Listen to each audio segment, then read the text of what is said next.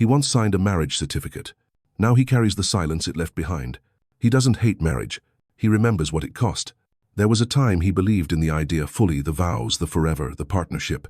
But now, he sees it through clearer eyes. Not bitter, just awake. He gave it everything, his loyalty, his presence, his plans.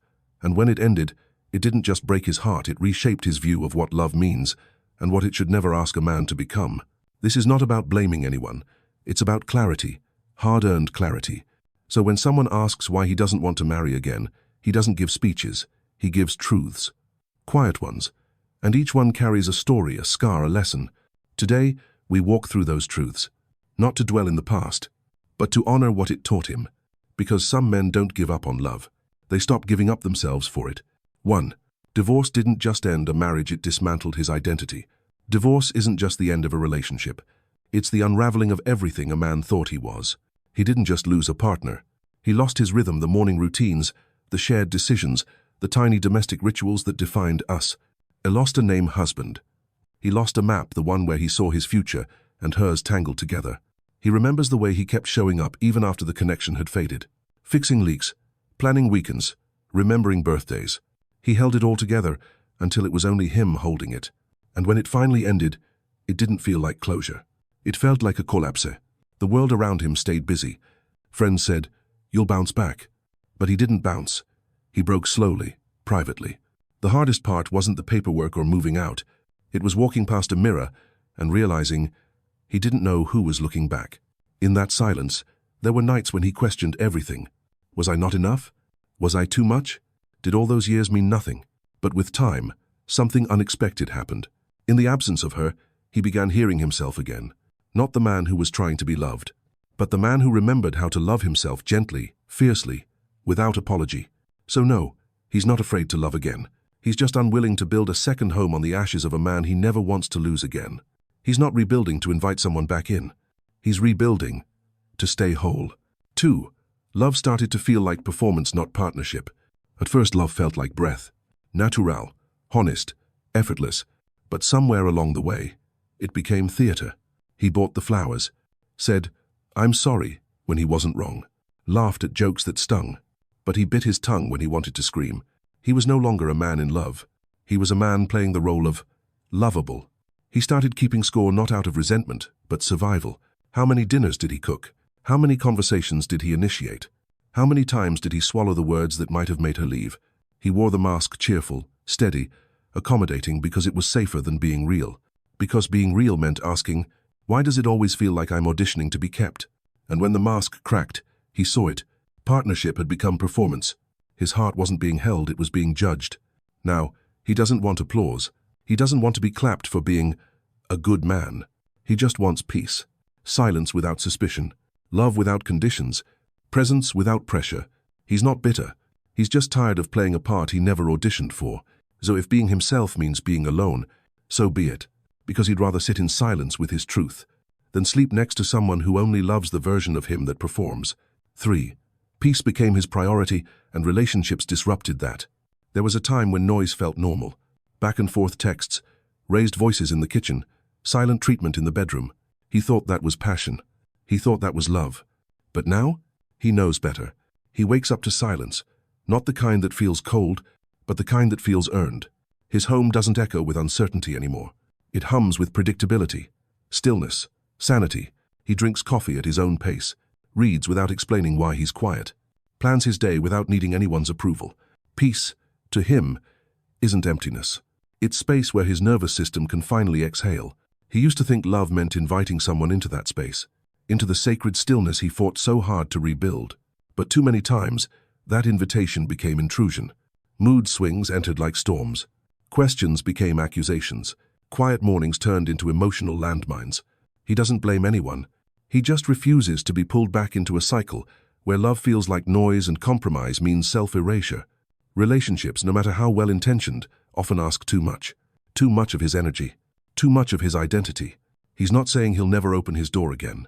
He's just saying, if someone knocks, they better come with calm, not chaos. Because peace isn't a luxury anymore. It's a non-negotiable.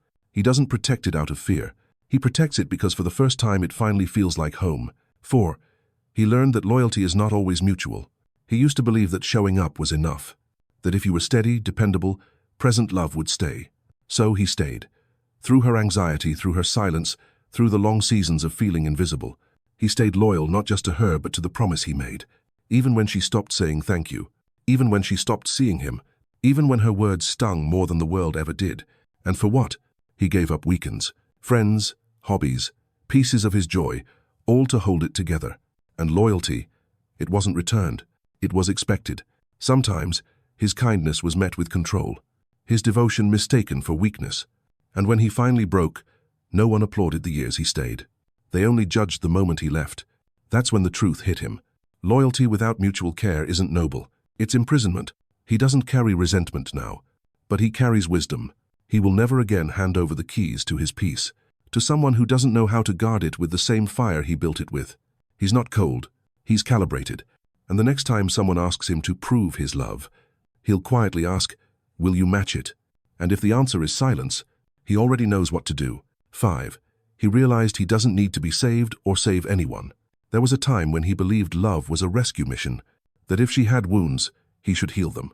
If he was broken, she would know how to fix him. Movies taught him that love was where two incomplete people made each other whole. But life showed him something else. He tried. He listened. He reassured. He bent. But no amount of patience could mend someone who didn't want to face themselves. And no embrace, no matter how strong, could quiet the voices inside him that needed his own attention. He learned the hard way. Romantic love can't substitute inner work. Marriage is not therapy, and a partner is not a project. Now, he's healed parts of himself in silence, in early morning walks, in journal pages no one reads, in simply sitting with pain until it softens on its own. And he no longer seeks someone to fix. Nor will he allow anyone to look at him like a cracked pot they can paint over. He is not unfinished. He is evolving. And if someone enters his life again, it won't be to save or be saved. It will be to walk side by side as two full people with open hands, not empty hearts. That's not selfish. That's sacred. 6. He's already experienced the best parts once. He's known real love, the kind that made him feel seen. That made the world quieter when she was near. He remembers road trips with music playing low, late-night laughter in the kitchen, hands held through hard seasons, dreams built together from scratch. And he's grateful, not regretful. That chapter shaped him, softened him, strengthened him. But like all chapters, it ended. Not with fireworks, not even with hatred, just the slow recognition that even good love can expire. Now, he doesn't chase that feeling anymore. Not because he doesn't miss it, but because he already had it. It's like tasting the perfect meal once in your life. You don't spend the rest of your days trying to recreate it. You honor it. You remember it. And you don't ruin it by forcing another version that doesn't carry the same soul. He doesn't believe every good thing must repeat. Some were meant to be one-time gifts, not templates. So when people ask, "Don't you want to feel that again?" he smiles, because he did feel it fully, deeply, bravely. And once for him was enough. 7. He doesn't trust the system, not just the person. He's not jaded. He's just observant. He's watched good men, honest, hard-working, devoted, walk into marriage with hope and walk out with nothing. Not because they cheated, not because they stopped loving, but because the system didn't care about fairness, only formulas. He saw a friend lose his home, another lose his business, some lost weekends with their kids, all because of paperwork, not partnership. At first he thought they were isolated stories. Now, he knows better. Marriage isn't just a romantic decision. It's a legal contract with invisible strings tied to finances, property, custody, and retirement. And those strings? They tighten when things fall apart. It's not about being paranoid. It's about understanding that love may be blind, but the law never is. He no longer looks at marriage as sacred. He sees it as a system. And in systems, good intentions don't protect you, only strategy does. So when people say, "You'll find someone different," he nods and quietly remembers men who thought the same. It's not the woman he's afraid of. It's the process, the courtrooms, the mediators, the bank accounts frozen, the identity questioned. He's not anti-love. He's just pro-sanity. And if love needs a contract to feel safe, he's no longer interested. 8. The freedom he has now feels like wealth. There was a time when he equated freedom with loneliness. Dinner alone felt empty. Weekends without plans felt wasted. But now, he sees freedom for what it truly is, a form of quiet wealth. He wakes when his body tells him, not when someone nudges him. He eats what he craves, listens to music that stirs his soul, He doesn't ask permission to think, feel, or breathe a little deeper. And the longer he lives this way, the more he realizes freedom isn't about doing nothing. It's about doing everything on your own terms. He remembers the emotional calculations. Will this upset her? Should I change my tone? Do I need to explain this purchase? Now, the only approval he seeks is from the man in the mirror. People call it selfish. He calls it self-preservation, because after decades of serving, sacrificing, and adjusting, he's earned the right to take up space without explanation. And no, he's not opposed to sharing life. But he'll never again trade this deep, internal quiet for someone else's constant commentary. Freedom to him is not just about being alone. It's about finally being enough without negotiation. 9. He doesn't want to start over or explain himself again. He's tired of introductions, tired of profile pictures, icebreakers, and so what do you do? Tired of opening up just enough only to be misunderstood. Tired of trying to compress a lifetime of depth into a few casual conversations. Because dating at his age doesn't feel romantic anymore. It feels administrative. There's paperwork, real or emotional. There's performance being charming again. There's risk exposing pieces of himself that took years to protect. He doesn't fear connection. He fears redundancy. He doesn't want to explain why he wakes up early, why he values silence, why he doesn't text back right away, why some things are still healing even if they look fine on the outside. It's not about secrecy. It's about exhaustion. At this stage in life, he craves familiarity, not flirtation. Shared glances across the room, not forced banter. The comfort of someone who already knows his rhythms, not someone guessing their way through them. But that kind of knowing, that only comes with time, and time is too precious to waste, starting from zero again.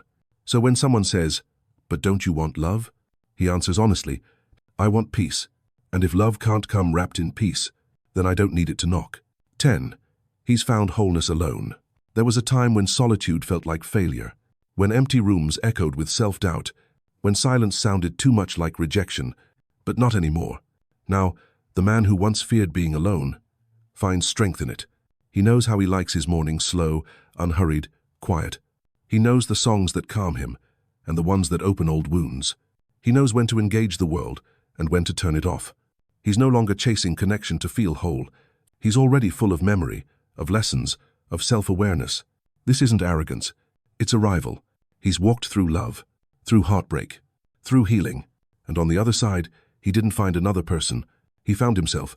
So if someone wants to walk beside him now, they'll need to meet him on level ground. Not try to fix him, not ask him to perform, not shrink his space to make theirs feel bigger. Because love, if it ever returns, must feel like alignment, not adjustment. Until then, he's not waiting, he's living. And that wholeness is the most intimate relationship he's ever known. So why won't he get married again? Not because he's bitter, not because he's broken, but because he's finally intact. He's tasted the chaos, survived the storm, learned how to cook dinner for one, and still feel like a king at his own table. Marriage isn't off the table. It's just no longer the table he eats from. He dines on peace now, on presence, on the stillness of a home that holds only his rhythm. He's not anti-love. He just refuses to sign another contract that demands his soul for the illusion of security. He didn't stop believing in connection. He just stopped believing it has to come with paperwork, pressure, or performance. So when someone asks, "Will you ever marry again?" he smiles, not with regret, but with gratitude, because he knows he didn't give up on love. He gave up losing himself. If this feels like your season too, leave a quiet comment. I didn't give up on love. I gave up losing myself. Because at this stage in life, that is the highest form of love there is.